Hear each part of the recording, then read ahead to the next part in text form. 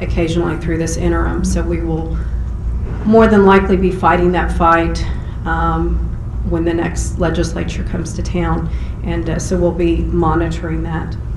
The last thing I want to mention is that we have our EMS webinars that we've been doing. We took a little hiatus during the summer. We will start those back up in September, so stay tuned. We had been providing CE credits for that, but found that there were very few that were actually pulling down those CE credits, paying the $10 that we were charging. So we're still going to continue the webinars, but at this point in time we're suspending the CE just because it was very, very expensive for the less than 10 people that were actually paying the additional dollars to get those CEs. So thank y'all very much for your support. I'm happy to answer any questions, take any direction. I'm glad to hear you're teaming up with that texting and driving. I just went to a conference and sat in an AT&T texting driving simulator, and about the time the crowd was cheering he can do it, he can multitask, I crashed into a bus. So it's it's a very, very effective tool, and it's something that's one of my pet peeves. We are. I'm excited to hear that we're actually hoping to use that very simulator out in Junction as our program rolls out, and so again partnering with them. And I think we all, well, I'm guilty. We all think that we can do 10 things and drive, and more I find myself saying just drive, and then the example that we set for our kids and family members when they see us doing all of that and still trying to drive. Is there going to be a TTAF gathering in Fort Worth? We will have our TTAF meeting in November.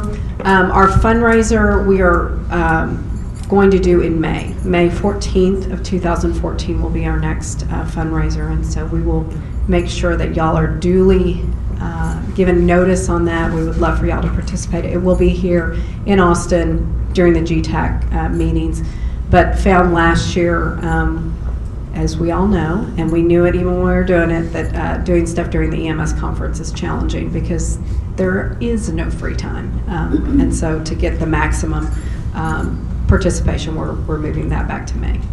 Okay. Any other questions for Dinah? Dinah, addressing the issues of the, are we working to address the issues of the critics of the driver responsibility program with respect to, they raise a number of things, trivial non-moving motor vehicle violations, the workload at the local level, notification. They raise a bunch of these issues that write-offs, maybe working with DPS to try to do someone else to do the collections, or one good thing about this repeated assault of the driver responsibility program is, at least from our side, we sort of know what people are going to basically say. Absolutely. I have reached out to the legislators that had passed, or they had filed legislation to repeal the driver responsibility program, saying just that. Let's talk during the interim.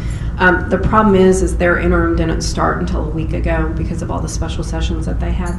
So they have not, we have not gotten together. But that is my intent, is over the next year plus, is to sit down and have some meaningful conversations of how can we affect change, not just throw the baby out with the bathwater. As was pointed out in the hearing that was held this past legislative session, it's a lot of money to just stop collecting. Whether you like it or not, it is a lot of money that the state relies on, not just for trauma, but just for general revenue. So I think the best way to go is obviously to affect some change of, maybe they don't fine for every nitty gritty thing out there, but the big picture of the bad drivers, the intoxicated drivers, the repeat offenders, that it's not about insurance, it's not about some things that we don't feel are necessarily indicate a bad driver. But I think there are some opportunities there. My concern is that I think the legislators that have filed the legislation to do away with it just do not like the program. That compromise is going to be difficult, but I think it is still in our best interest to sit down with them, the Department of Public Safety and others, to try and figure out where can we change things? How can we improve it? So and I agree with you. There's a group of people who just don't like it. They think it's a civil rights violation. They totally don't want to listen to what's actually provides access for care to the poor. I understand, but I think from my standpoint of one of the people who, is there arguing for why this is a good thing, I think we should do everything possible to make it where it's fair, where it's not excessively punitive, and maybe where there's negotiated settlement with respect to people who really can't pay. I mean, I think that because those are people who aren't going to pay anyway. Right. So I think those issues would help with respect to arguing it out in committee. And then I'm sorry to take up time, but it segues into your thoughts with respect to the sweeping of account 5111. Mm-hmm. Implications for that, or? Well, what you mean by that is the money that was has been appropriated for other purposes out there, and so then essentially left the account. At the end of this next fiscal year, the account will be zero. Right. However, that is not taking into effect the additional fines that will start to roll in. So it zeroed out. I think the legislature was in a position where that account had grown so significantly that they couldn't just leave it there. That they did choose to appropriate it for various purposes. A lot of us weren't entirely happy about that. The good thing is that account will regenerate monies, and funds will continue to come into that.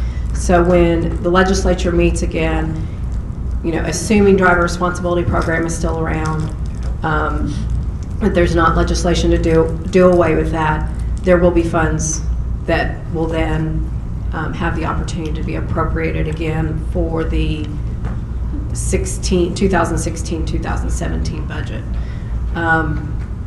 So I think that's a good thing, is that money will continue to collect in there. But I think we'll have some of the same challenges that we've had in the past, is just justifying the need for those dollars and maintaining the fund that collects those dollars, which is the driver responsibility program primarily. Anything else for Dinah? Thank you. Thank y'all very much. Next item on the agenda is item number 1, recommendations to DSHS as required by Senate Bill 8 of the 83rd Texas Legislative Session 2013 regarding the laws and policies related to the licensure of non-emergency EMS transportation providers that would reduce the incidence and opportunities of fraud, waste, and abuse. And it looks like item 2 is similar. Similar in relation. Can we discuss them both at the same time? Director Guerrero? Works for me. Okay. We will also discuss item 2, review proposed revisions to Title 25 of the Texas Administrative Code, Section 15711, regarding changes mandated by House Bill 3556 and Senate Bill 8 of the 83rd Legislative Session 2013. And I think we can display that part of the bill. And I guess I'll turn it over to you, Joe.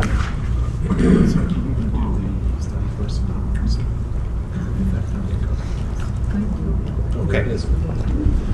So if you can look at the screen here, this is the rule that we have developed for 15711 that we've been reviewing for the past 2 days. You've already heard from some committees some suggestions. So we still have some homework, but we're trying to get this all done. And there's no showstoppers at all. And I will have to say to everyone here that coming to you from Pennsylvania, I don't know that we really realize in Texas that we're the first.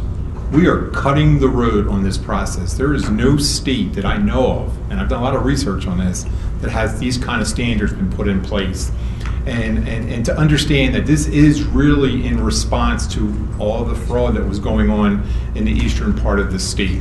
And I have a lot of experience with that over the last 15 years, as there were two hot spots in the nation. One was the Houston area, and one was the southeast Philadelphia area up in Pennsylvania. So I'm real familiar with some of the things that were going on, and we were actually watching and talking to people down here. We were all watching each other and taking notes on what each place was doing. The overall purpose of this was to clean up, the fraud, the waste, and what was going on. And we'll talk in a minute about some kind of recommendations going up. But what we have done in 15711 is truly only look at Senate Bill 83556. There's nothing else in here. I know, and I've read documents from other committees that have come forward with recommendations to the whole rule system for EMS. We're going to address that at a later date, because trying to bring that forward with those kind of recommendations now and a lot of input we're going to need from providers, we would never get this done. So this is in place and has to be in place by September of next year. So it only opens up one part of 15711 right in the beginning. When you look at this document, the yellow is the language right from the legislation. The underline is new language, and I'll explain it as we go through. And I'll go through a section, then I'll take a break, and we'll answer any questions you have. And that's the process we've used the past 2 days, and it helps. So realistically, the first part is just editorial. They're no longer candidates for an application, they're applicant. And that's just a word change. Just keep on going right down to the next. The next big section that we're getting into is the administrator of records, and we refer to it as an AOR. We like to use initials for everything. But the administrator of records, and these are the people that are going to be employed by the agency, by the organization, the provider service. And the first part is they got to be qualified to hold this position. And what we're saying at the minimum, and again, this is language right from the law, they must be at least an EMT or related and certified in Texas in some kind of other EMS profession, a nurse, a doctor, something to that. But it has to be related to EMS. And so they have to show that relationship. They must submit to the same criminal background check that every EMS provider must go through currently. They must complete an initial education program that we're going to have to deliver. And you'll see where it's white, yellow. The yellow, again, is just the law. The white is, we just cleaned it up. The administrator has to submit to a criminal history background check. On the education, we added in that they have to be familiar with not just Texas laws, but federal laws, because a lot of the stuff we deal with is federal laws also. And then they would have to do an annual 8 hours per year in continuing education. And there are some national programs out there already, but we're going to develop and fine tune them so they're addressed and understand the laws in Texas themselves. And then the government agencies are exempt from that if you're operated by government agencies. And you heard the other people reporting today, the committee's reporting, what is a government agency? And so we need to go back and do a little bit more homework. I mean, I would have thought I really know what a government agency is, but they raised a lot of good points over the past 2 days, and we'll clarify that. The other exception to here, if this AOR has been in this position for at least 8 years, they don't have to go through that initial training. They'll have to continue the continuing education, but they don't have to do that initial stuff because they've already been doing it for 8 years. So let me stop there. That's the first group, and if there was any questions. This is a great place to be right before lunch because I know you're all hungry. If it was first thing this morning, there would have been something more. So, okay, Starla, if you go down, you can stop right there. This legislation calls for the employment of a medical director for the organization, for all organizations licensed in Texas. And just wanted to make sure everybody understands, by employed, it doesn't mean they have to be paid. They can be paid, but it doesn't mean they have to be. And so they have to have an agreement, an association, an MOA, some kind of agreement between the organization and the physician. but it doesn't require that they have to be paid. It doesn't say they can't be paid, it doesn't say they have to be paid, but that was always one of the questions, well, we can't afford to pay someone. We're not saying you have to pay. You have to have that component built into your organization, but it could be a volunteer also.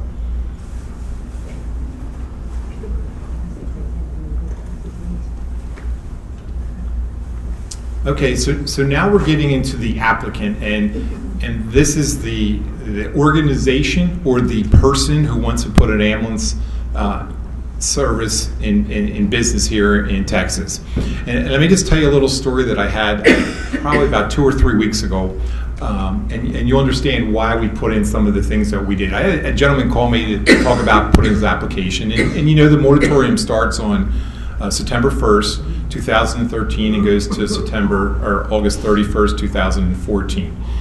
And he wants to put an application in to start an ambulance organization, a business here. And he says, I got to ask you a simple question. What does BLS stand for? And I got to tell you, yeah, that's like a baker going to open up a bakery doesn't know what flour is. I mean, how do you not know that? So we put in place here some requirements, and it's very high level. It's not meant to be a showstopper. It's a check in the box. But again, I can't stress enough, we're the first to do this. So hopefully what will happen is we put this up here, and then as we look at 157 and open up the rest of the legislation, we might be fine-tuning this down the road, but let's just get something going on the books here. And I took some of the points here from national leaders in EMS. Jay Fish was one of them, and some of the points from their books on what makes a good, strong organization. And I think you all agree that that they have to be experienced, professionally and experienced and qualified to do this. So that's where you're going to see now. Now the underline is the new stuff we're adding in. This is our language. It doesn't come from the legislation because it doesn't give us that. But we're saying they have their management staff or the applicant, if it's a corporation or the applicant, has to read and understand the Texas EMS laws, the rules, and the act itself. They have a knowledge, experience in employment, recruitment, and retention, have an HR department, or has some experience with dealing with staff. Has a knowledge and experience in policies in EMS dispatch. Kind of makes sense to me. Experience and policies in developing a budget and finance. Do they have the expertise to run a business and some knowledge? Medical control and quality improvement. And they're kind of like the foundation of a strong organization. You need all those components to run an organization. So let me stop there to see if there's any questions from the committee or the audience on that one, but that's our language in there. None of the committees really raised that as being an issue as we came forward. You guys are being way too easy on the new guy.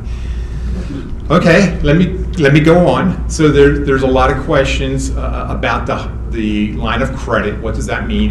And what it means is it's a document from a bank or a federally insured institution saying that you can get this amount of credit. I am sure when they wrote this legislation, they were looking to ensure that whoever was starting this business had the finances to keep it going for a while. So they're going to, a new organization is going to have to put up $100,000 or at least a line of credit from a bank saying they have $100,000 of credit. Now this is different than a security bond. It's not written to us. It's just a document from a bank saying that the Joe Schmieder ambulance can get $100,000 worth of credit to operate, and they would have to do that for the first 4 years. And then after the 4 years, then it gets reduced to 75 for the next 2 years, reduced to 50 for the next 2 years, reduced to 25 for the next 2 years. And at the end of 10 years, they don't have to have that. It goes away. And unless they're regulated by or part of a government entity, everyone will have to do that if their business is less than 10 years old. So if you started your business 8 years ago, then you would have to produce a line of credit for $25,000 for the next 2 years. So there's been a lot of questions about that. We're going to go back and do some more clarification from the committees, but this is pretty straightforward. As you can see, it comes right out. The only language that we put in there, just go down just a little bit, Starla. It explains a little bit more that it has the name of who the people are involved. It has to be on stationery from a document from a bank, something that makes it legally look looking. The one question that we need to go back to council, and someone raised a good point yesterday. What if we insure that ourselves? What if we have $100,000 to put up, and we don't need to get a line of credit from a bank? Will that work? And I really don't know the answer to that, because the legislation only says a line of credit from a bank. So we'll go back to legal and try to get an opinion on that. Any questions on that? I have one. Sure, sir. Well, I don't really have a question. I have a statement.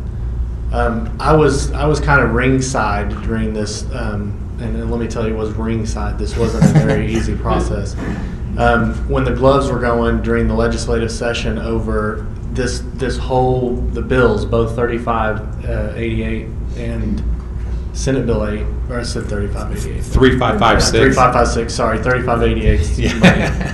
Yeah, we know. You sit here with all these things going on. Sure. So the intent originally, and I can speak to the intent because I've spoken with the author multiple times. The intent of the legislation in this particular piece was related to new EMS providers.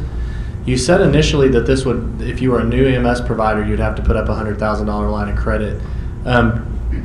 My concern is that this is very vague related to, and I know that you've already said, we've talked about the governmental entities, but this is very vague related to, aside from being run by a city, county, or municipality, when you start talking about 501c3s, I'm most concerned about volunteer organizations.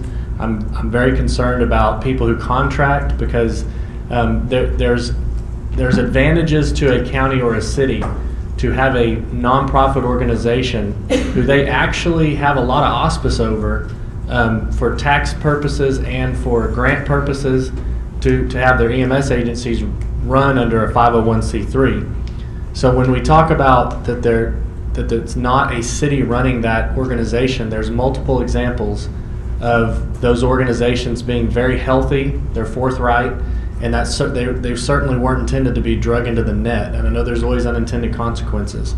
But what I'm concerned about is if you have an agency that's been in business, say, 8 years, the intent of the legislation was not to have that person with an established presence in a community be taxed for a $25,000 line of credit.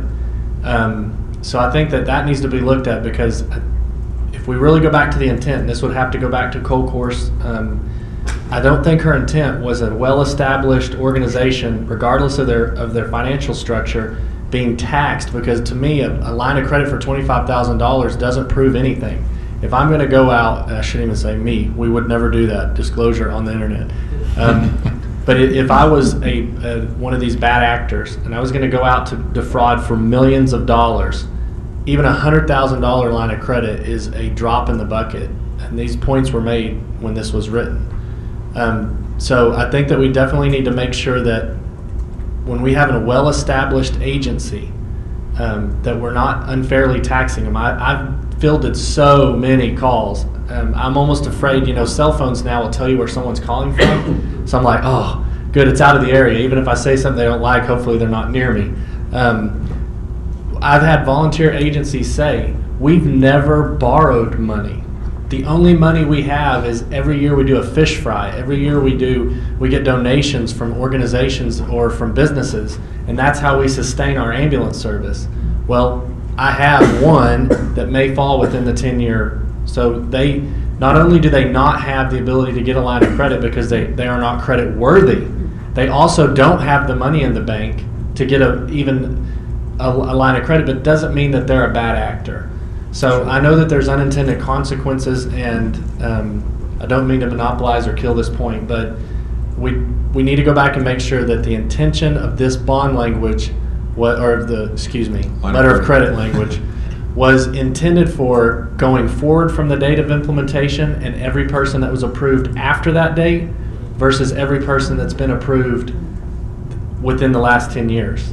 Because I think there's a differentiation there that needs to be made, and I personally believe that it was the first. It was, if you get your provider's license after the moratorium, obviously, then you go and you're bound by this. The other thing I would say is, I'm no banking expert, but if you have the money in the bank, a line of credit is nothing more than saying you've got the money in the bank. So the answer is yes. If you have your own money in the bank, then they're going to write you a letter saying that you're good for it. And so it's a moot point. And I think from the department standpoint, and I'll say from Joe Schmieder's standpoint, I agree with you, the points that you were making. The problem, as you know, with every time you make legislation, you got to deal with the effects of that legislation. In this legislation, it said initial or renewals, and that's what we're dealing with. So, point well taken, and we'll go back with legal and see what we can do to try to address that issue. Okay. Any other questions on that section? Okay. So the next biggest discussion over the past 2 days was the $50,000 security. Now this is a security bond required by HHSC. And so speaking with or communicating with HHSC over the past couple hours, the intent here and what we need to work out from our end on the application standpoint is that any new person coming forward, yes, will have to have the $50,000. There's no doubt about it. And then as you renew, you'll need to get it, that $50,000 savings certificate or a security bond. But that could be up to 5 or 6 or so many years out. So we got to figure out the language in the rules that says, something to the effect like as required by HSSC, and I think that'll address some of the concerns that you've heard this morning. So that we inspect you every 2 years, and they don't require it for 5 years. We don't expect you to have a security bond in 2 years when you don't need it for 5 years. So we've heard that. We'll work that out with legal and get that language to reflect that. The other requirement here is that someone cannot be excluded from the Medicaid, Medicare program to have access to this program. So that's one of the exclusion parts. Any questions on that? So then the final section here is the letter of approval from the county or city or municipal body. And this is in every other word would be like a certificate of need. You can't start a service that would say that it would swamp the area, give you too many resources, not take advantage of what's already there, put somebody else in an adverse condition, all that. A lot of discussion over that. I'll break it in 2 parts. The Air Services rate made some really good points yesterday. They may set up in Austin, but they go all the way to Dallas. They need approval from Dallas if they're starting a service. So we need to look at that, and we'll meet with legal on that. The other part is from the governmental body saying, how's this going to work? What do you expect? So we're going to have to work with some associations to help them best practices, ensure that the RACs are involved, ensure the local people are involved. But what it requires is a letter's going to come from somebody saying, yep, we need this service. And one of the requirements is there any other services in the area that could provide that service? Have you looked at it? And I think this is a good thing. I mean, from an EMS, you heard me say this morning, recognition. We need to get recognized as a valuable and an essential service. And this will force that dialogue to go on in communities now to make sure they have the right level of resources that they want. So let me stop there and see if there's any questions. And this really is the final section. There is no other changes after that. And as I said earlier, there are a lot more changes of recommendations that we have from other committee meetings, but we're going to catch that when we reopen all of it. Sir. So I'll make one more comment here on this.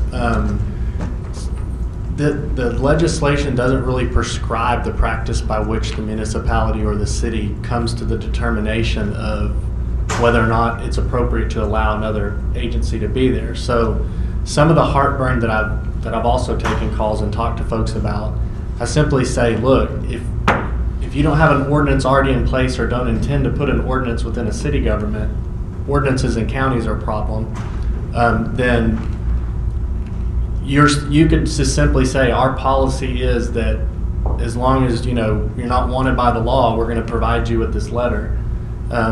So my question to you is, have you fielded concern over the fact that it doesn't necessarily prescribe a specific process or use some sort of a nationally recognized matrices to determine what's needed?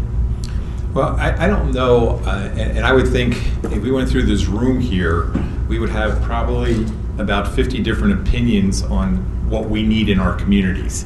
And that really comes down to the heart of the issue here. There are some standards out there, but they're completely at both ends of the spectrum.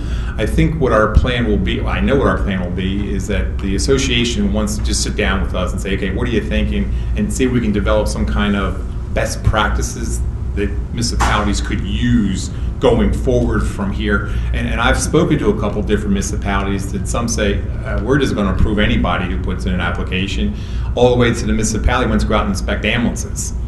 So we have both ends of the scale here, and somehow we're going to have to develop, or at least help them develop, a process on doing this. I don't know that we want to put too much prescribed language in the rule itself, but have a resource document off to the side to help them.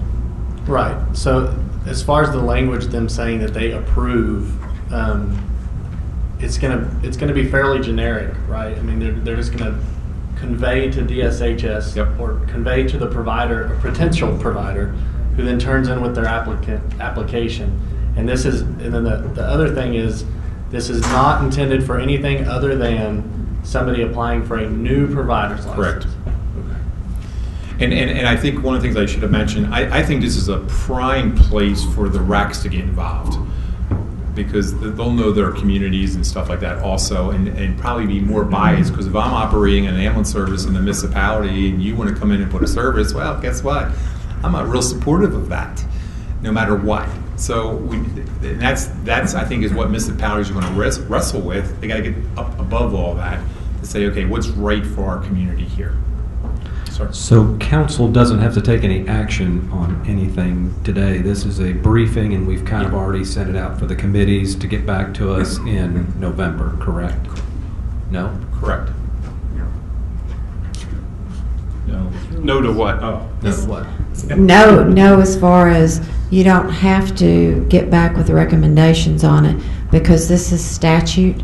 Oh, no, I meant today. Oh, today? Yeah. No, this rule actually, it's going forward, so this is a briefing. By November, it will already be at the council, the HHS council versus this council, okay? The reason we did the rule was because of those things that we put in there about the applicant. Because without that, I think that's the only thing that's added in it, the qualifications. For the administrative record, the qualification for the administrative record. Without that, we didn't have much that told us what that was going to be. So we could have implemented without doing the rule had we had some more delineation on what those qualifications might have been, because we felt like we had to put something in there about what the qualifications would be. That necessitated the rule. That's why you see a very brief editing of this rule, that it is statute language with only the qualifications of the administrator of record added. So council needs to approve or recommend or not recommend the way the rule is going as presented today? Today, yes, sir.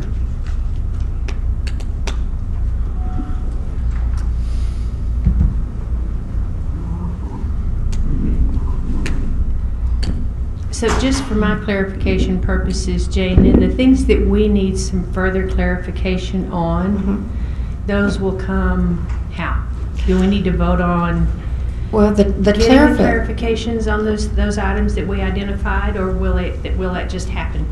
Right. No, we've taken notes. Joe and I and Starla have taken notes from the committees as far as those clarification or things that we need clarification on.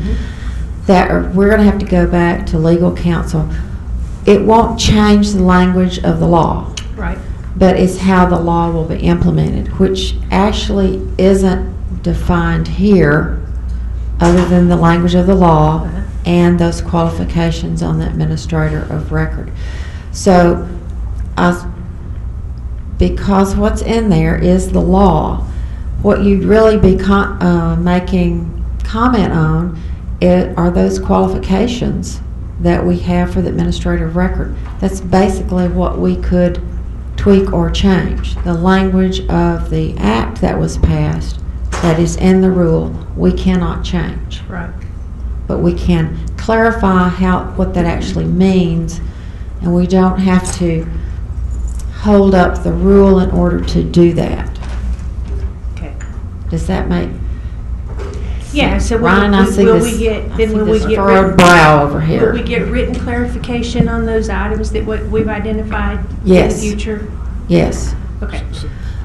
because we need written clarification on it too.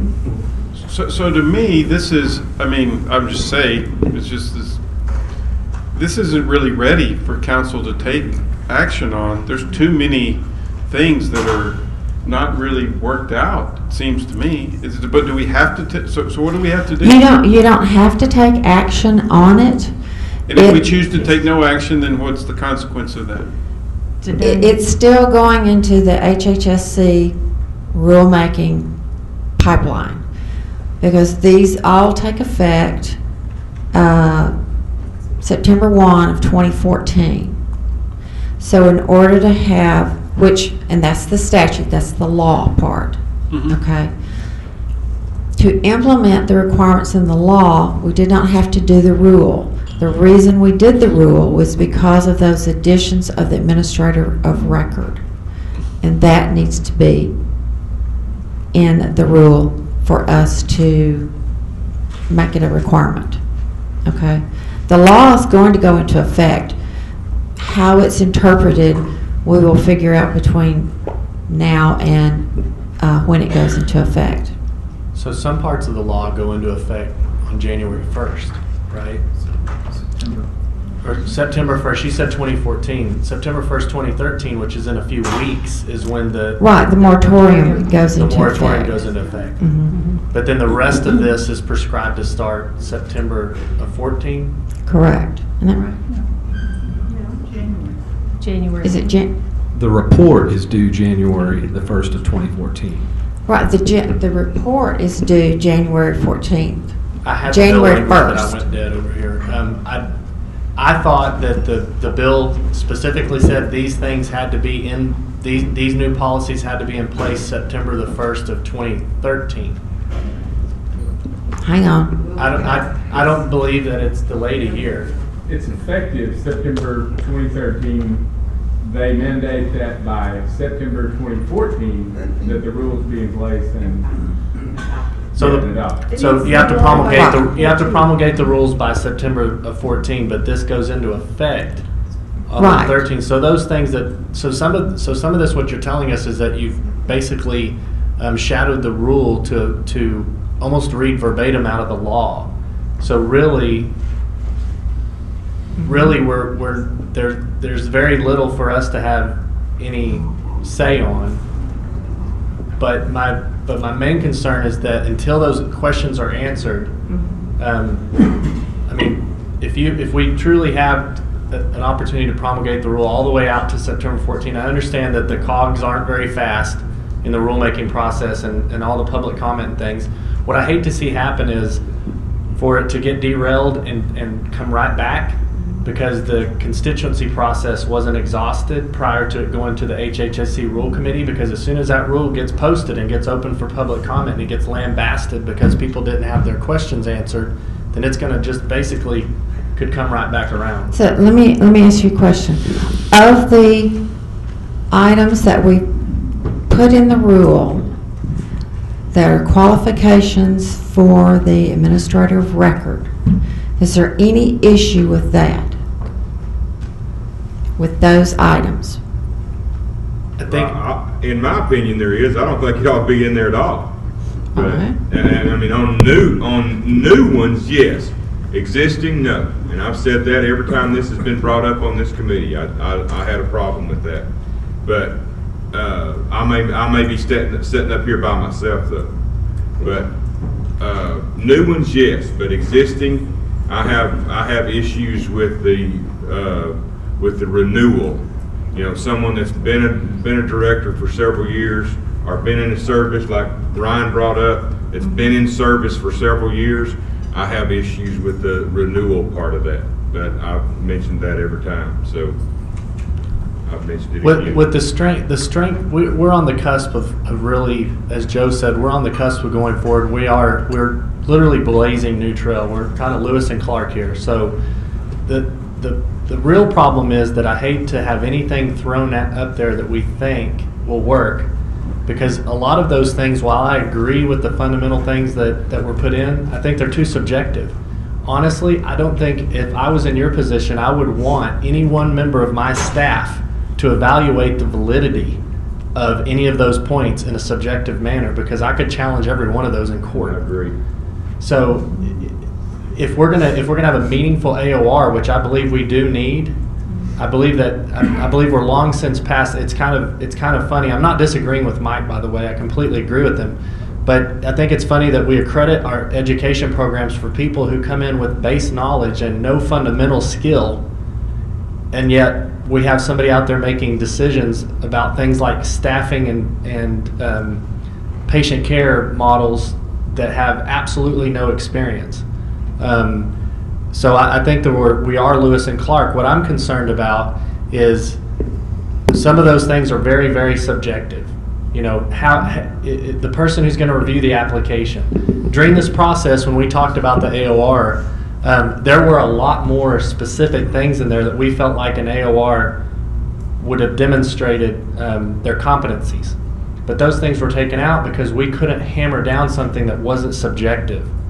So my fear is that now we've gone back to putting subjective things in there, rather than potentially making reference to an established course that is flexible for the time, and when by time I mean flexible for the decades or the if we have a course where somebody either we develop it because Texas is large and we're very diverse, and that may be appropriate, but if we develop something that has the ability to flex and expand and contract as we see fit, then you're a lot more agile in getting the end result of having somebody who's competent at being an administrative record versus something in the rule where we've suffered for years by minimum standards. So I can go in and I can start an ambulance service, and then I can put 3 or 4 more of them in the queue, so that if I get in trouble or the heat gets turned up through billing or through the DSHS regulatory process, then they just dissolve that one, and the very next one is already in operation. They've already been inspected and they're running, and that was we can't possibly outthink those folks for the most part that are going to try to be dirtbags. I don't know. I'm trying to think of a nice word for it. Devious. Thank you, Shirley. She's my walking thesaurus today. But my point is that we've always suffered from painting ourselves into a corner, and if we put subjective things in the rulemaking in these rules, then I believe that we've just done that again. Not intentional, but if they're too subjective, then you're leaving it to I probably know how somebody like Brett would think as far as what he feels like based on experience. But what happens in 5 years when Brett hits a lottery and we have somebody else? Now it's somebody else's opinion, and the person who was approved as an AOR 5 years ago is not being approved on the same basis that an AOR is approved today. And that's happening today already. And Let me correct another situation. Let me correct everybody. It's not the AOR. The AOR only requirements is that they have experience in EMS, that they take that initial course and they do the Con Ed, which will be developed after the fact. Those other things are for the applicant. The applicant has to have experience in finances, human resources, medical control, dispatch, quality insurance, and understand the EMS law. That's what I'm going to call the owner of the company. That's not the AOR. I understand that, but in most cases, it is the very same person. If you go back and look at these 1 and 2 truck services that start up, it's a big proliferation of the same problem over and over again. So that the goal was with the AOR was to stop what I just described as having 3 or 4 of them in the queue. One in the drawer, 3 in the queue. The main thing though, and I apologize because I did bring 2 thoughts together in one. The service, the service, the knowledge of the person who's going to own or operate the service versus the AOR, in large part, the AOR is drilling down to the operation of the EMS aspect of it. The owner-operator is dealing with the overall business health. And the business health, most times, are going to dictate the quality of the service, whether they're trying to make a ton of money or they're trying to stay afloat. So in either one of those, where we have the auspice to add items in there to strengthen it to get to the end goal, I just hate to see anything that's subjective or that's rushed. If we have until September of 14, once we get all these questions answered, because the answers to those questions may actually open up other problems. So once we get the answers to those questions, then I feel like that it would probably be appropriate, and this is the end of my comment, that it would be appropriate then for us to have a full, complete global understanding of the issue rather than going on a lot of conjecture. Because right now, like they talked about earlier with the Airline Deregulation Act, I'm no expert, but I don't know that that has any auspice over whether or not you tell somebody that they can provide patient care on the soil in Texas. So, I don't know. Okay, so what I think I understand is because of the time it takes for a rule to run through the system and get approved, y'all had to come up with the rule to match the law, and it's got to be into HHSC by November so it can be in effect by September of next year. Is that correct? That's pretty much the timeline we're stuck with. And I can't affect that timeline. On the talking points, I don't know where this came from, but the last paragraph says that we'll draft rules, solicit stakeholder input through GTAC, and finalize the rule packet to be adopted by June of 2014. Mm-hmm. And with Dudley's meetings that he's going to be having, his town meetings, it seems like a lot more information will come out of those, and we'll be better prepared to address some of the concerns that we have. I don't disagree with you. Dudley's meetings are going to occur past our timeline. When does it go in? Tuesday? Monday, I think. But I think we can change it any time up through the public input period. There's going to be a lot of changes that happen along this process before March, April of next year. So I would recommend, to take what y'all are saying, I would recommend that we basically take this through, we get appropriate discussion of what we need to do, and we do that process. If that goes too long and it doesn't, whatever, I think that's what we need to do. Now, if you have to do something advising you, I guess that's part of our job, right, to advise. If DSHS has to do something outside of that process, then I would recommend the most conservative, literal interpretation of the law and not put anything subjective that's not in the law. I would just, if it's going to move forward, it should just be, this was in the law. And I can't really tell as a sort of an outsider whether it sounds like there's more there's now interpretation of the law, which is really the rulemaking process, but the only way that rule can be, I think, accurately and to prevent this gnashing of teeth is to actually adequately talk about it, get that ironed out, and take it through a normal process. I mean, whenever I'm sitting here as the hospital rep, mm-hmm. and I would say this is not ready to come to actually the full council. It's really not right now. But if I understand what Phil just said, you have to turn your rule in, your proposed rule. You have to turn that in right away. But we will have the opportunity through at least 2 more meetings then to make recommendations for language in that rule and have the opportunity to have it edited before it's finalized. Is that what I understood Phil to say?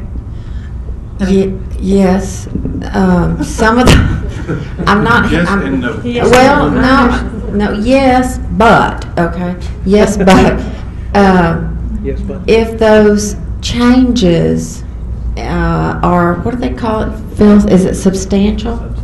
Substantial changes, and that's kind of that squishy word. I'm not sure what substantial changes are. If the changes to it are substantial, then you can't do it in the public, in that public comment period. You can make tweaks to it, but you can't make large changes to it. That's the only booby trap, I guess, if you want to call it a booby trap.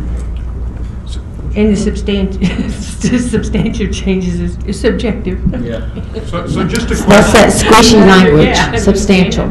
just a question for y'all and for the people who are really knowledgeable about it. What on this document we just saw would be viewed as a interpretation of the law, and what would actually be just the facts directly from the law? Anything that was in yellow is the law. Anything Really? that was underlined in white is what we added it in, and that was mainly in the qualifications for an applicant to have a license in Texas. That's where we had it inject, because there wasn't anything in the law that really gave us that information. And then, Dr. Stewart, the interpretation part, like when it says if it's operated by a governmental entity, and some of the things have been brought up, there are some that are run as 501c3s and their contracts, and how does it work with the ESD? Those are the kinds of interpretations we're not real sure. We're going to have to get some clarification on points like that. That's going to be on the legal side, though. That's not necessarily on the rule. So the promulgation of the rule from the law, the lawyers are going to have to decide. Even after you make the rule, somebody could challenge it on its legal basis, right? I mean, they could simply say, in the beginning you made a mistake in making the rule say this, because we believe the law didn't say that. And I think that's the hard part, is that a lot of this, I understand that we can't change it. For instance, the belief that the letter of credit language, the letter of credit language was only intended for new applicants going forward and wasn't going to be retroactively applied to anybody less than 10 years old. So that's going to have to be a law decision, not necessarily a rule decision. I don't think there's much interpretation to be done with that, because it says initial or renewal in the law. Well, it would have to say renewal, or else the second, third, and fourth one would be inapplicable. If it was just the initial applicant, then you could say, okay, for the first 2 years, but as soon as they've already had a license, now they're just renewing. So that's not an initial applicant. So that's why I'm saying I understand that it says that, but the intent by putting that in there, I believe, was that they had to put the word renewal in there so that they could make the rest of those items applicable. Otherwise, the very first one would be the first 2 years, and after that, you're no longer a new applicant. You see what I'm saying? Yep. So that's the differentiation with that problem. And I don't know how we solve it, but it is frustrating that I don't know if people really kind of get the grasp of this situation. This is the largest fundamental change in the way that EMS is regulated in my career, as far as dealing with hurdles and entries and putting people responsible for running EMS agencies. So I do have a little angst. I certainly appreciate the work that the state's done this far, and I don't want you to go away thinking I'm your adversary. I'm not at all. But this is huge, and I know that there's not a lot of EMS people left in this room, but there is a lot of angst out there, and I just want to steer clear of the subjective problems.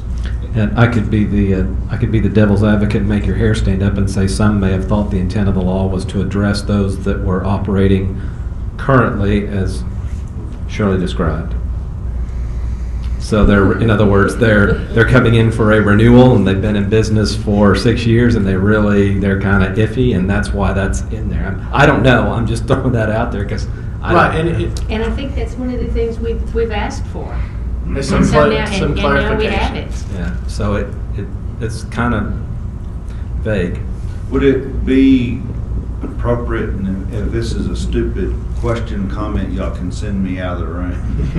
But with each of the committees making their comments and their recommendations on the wording and all, would it be appropriate for us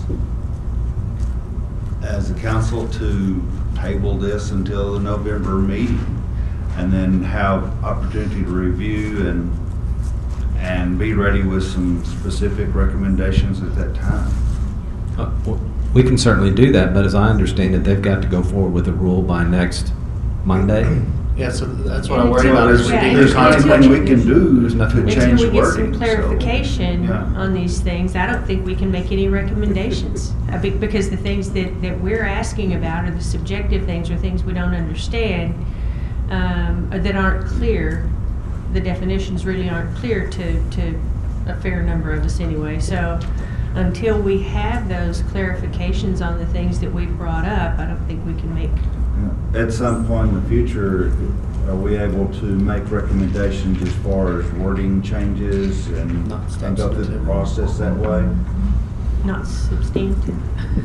Well, the whole rule is still being revised. So this just because this section has this input into it, doesn't mean that there won't be more clarification of it with the whole review of 157 and not just 157.11. Okay. And not that just that, but even when the rules get posted as proposed rules, you know, we have a comment period.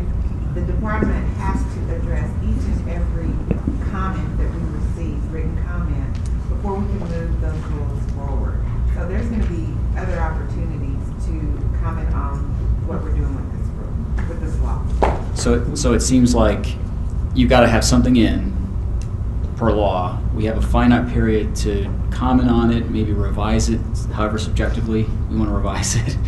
And then someone is going to make a decision as to how, you said we have sort of a little squeeze way in terms of kind of refining this in terms of public commentary. And I guess my question is, once it's sort of, everything's out and people decide what they want to put in and that sort of thing, once it's synthesized, who decides how far away it's strayed from this and whether it can go forward or where it can't go forward? Do you see what I'm saying? In other words, once we make comment on this and once we say let's change, I don't know, 75 to 100 or whatever it is, whatever comment is changed, you said we can kind of change it, but it can't go too far? Well, through public comment, and the language is substantial changes. If you make substantial changes to the rule, then generally that does not make it through that go-round. Question. Okay.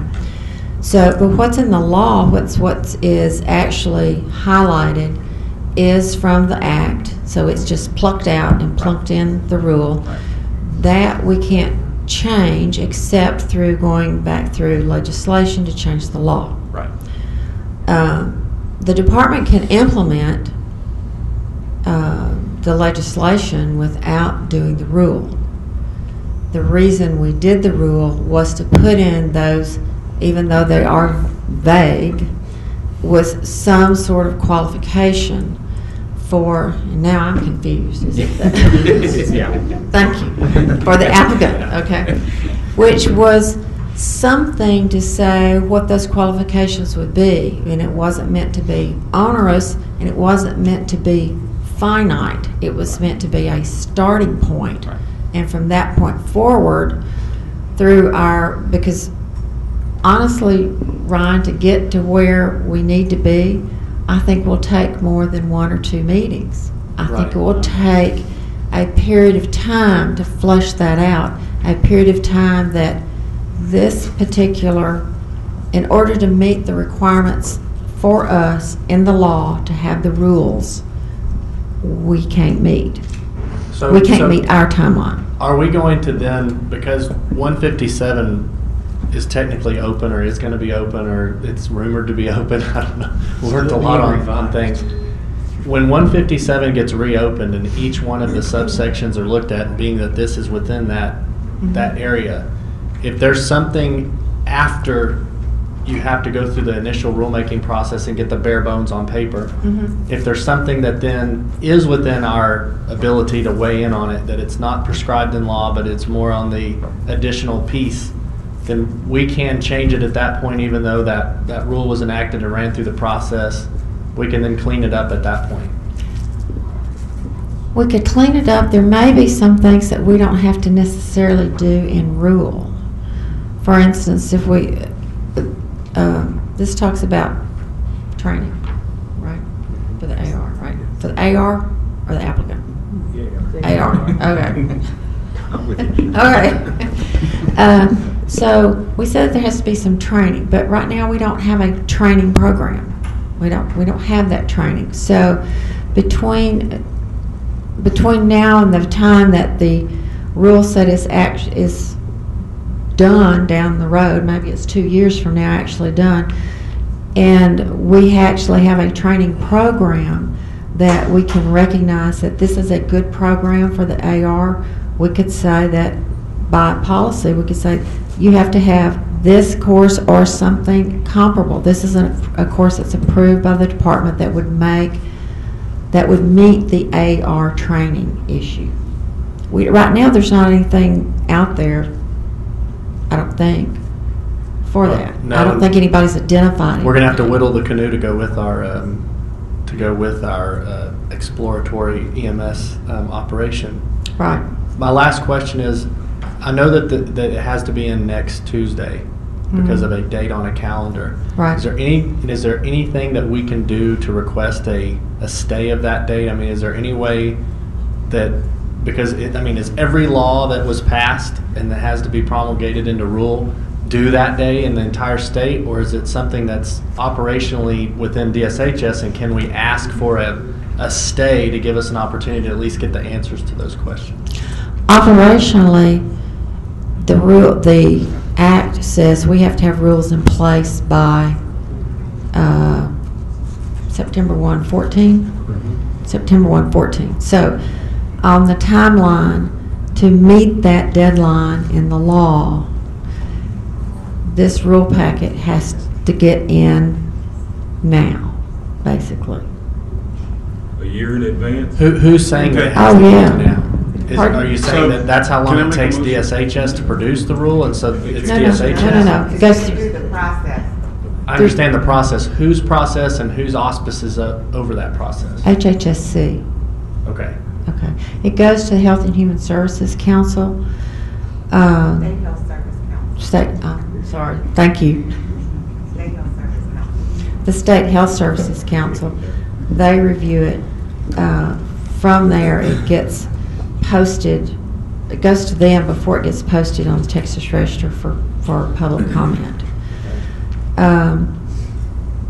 And this is just turning the rule packet in next week actually makes it to the November Health Services Council. So there's no chance in getting it to the next one on their calendar versus the November one? What's the next one, Phil? February, I believe. I Okay. don't have the exact date. I mean, is there And any so that- reason why, other than the desire to get it in? I mean, is there anyone that has to approve it being put on the agenda for the February versus the November? Approve? Sorry, Ryan. Well, somewhere in here I'm missing who's driving this timeline. The Act. So, can I make a We- motion? I move that GTEC take no formal action at this meeting and collect more data through the normal processes of GTEC to be discussed, and this be an agenda item on the next meeting. I have a second. Is there a discussion on the motion? I see we have maybe some comments from stakeholders, and Dudley's been patiently waiting, so go ahead. A little bit on all of this. We had two agenda items, one to review this rule and one to look at the requirements of gathering stakeholder input on Senate Bill 8 on the EMS agenda. Both of those agenda items are going to be on every one of our stakeholder meetings that we're holding around the state. So the EMS committee is going to continue to take input on this rule, listen to people's concerns, and continue to ask for clarifications or language changes and bring it back to you in November. That's already something we were just going to do because we're kind of rogue EMS providers. But listening to Ryan, and for those of you that may not be aware, that for Ryan and myself and a handful of other people still in the room and watching on the internet, this probably took 3 to 5 years off our life with this piece of legislation going through the legislature this year. And most of the stuff that's in there that is in yellow, everything in there in yellow is law language. There's not a lot we can do. By the way, I'm an Aggie, not a lawyer, although I have an opportunity to become an Aggie lawyer now, but that's a whole other story. So the only places where DSHS put in significant amount of subjective language or new language that wasn't into the law has to do with a part of this that started in Senate Bill 8 that was very vague, and when Senate Bill 8 and House Bill 3556 got married together, it got carried over. And it's in section 1 of 3556, if anybody ever wants to go look at it, and it just amends section 7730571, which we are already bound by today. Today, there's four caveats there. There was 3 prior to this law. Today it says the emergency medical services provider has adequate staff. We have to attest that we have adequate staff to meet the staffing standards, that each emergency medical services vehicle is adequately constructed, equipped, maintained, and operated, and the emergency medical services provider offers safe and efficient services. So today, I get relicensed in October.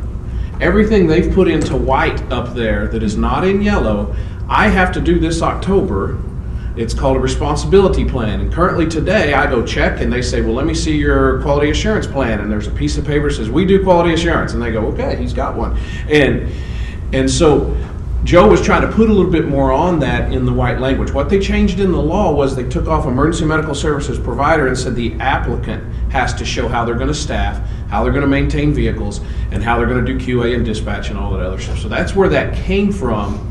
And I think it was an attempt to put a little bit more, I don't want to say teeth, but a little bit more structure in what it is we're already having to do today, but became a requirement, and they used the word applicant instead of emergency medical services provider. So I think they felt they needed to address it for applicants, because further down in 15711, all that stuff's still in there that I have to do as to get my relicense.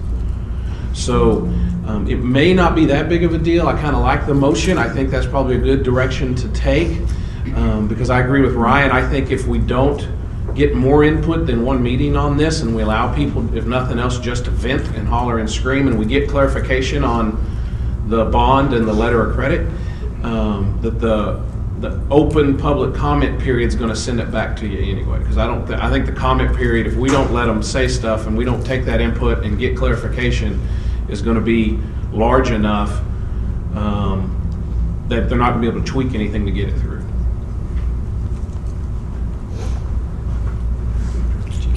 Hi, I'm G.K. Sprinkle with the Texas Ambulance Association, and I want to add just one thing to the AOR.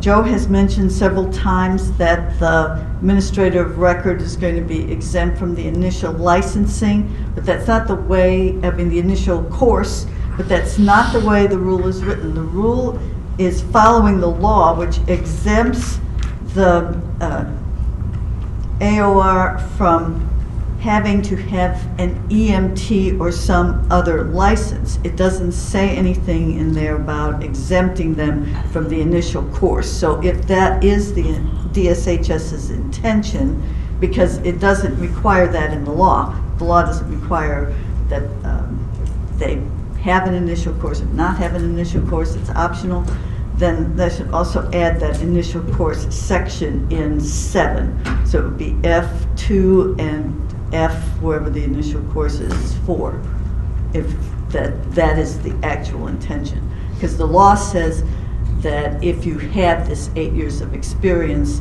then you don't have to have some kind of medical type certificate or license. Thank you, Dudley. GK. Any other public comment? I mean, just not correct, but add one thing here. what we were trying to do with those qualifications for the applicant, that's the financial, QA, dispatch, all that, comes directly from possesses sufficient professional experience and qualifications to provide EMS. So that was the mindset behind adding that stuff in, because there was a requirement in the law that says we gotta define what that means. And I agree with everything being said, but I just wanted to make sure you all understood that. You're right. Okay, any other comments from council? And the motion was to take no action on items 1 and 2 on this agenda, is that correct? That's correct. Okay, all in favor? Aye. All opposed? Okay, then council is taking no action on items 1 and 2.